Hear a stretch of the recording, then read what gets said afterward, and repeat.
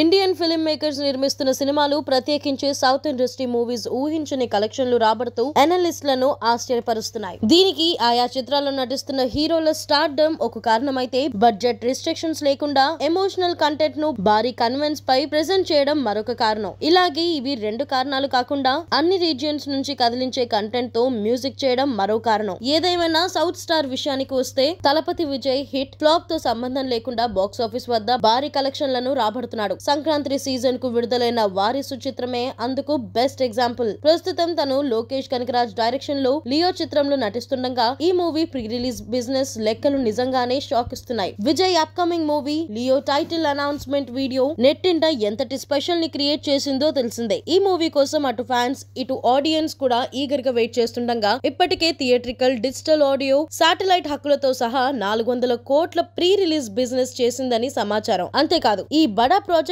Digital rights ను స్వాధీనం చేసుకునేందుకు నెట్ఫ్లిక్స్ భారీ మొత్తాన్ని ఆఫర్ చేసినట్లు తెలుస్తోంది.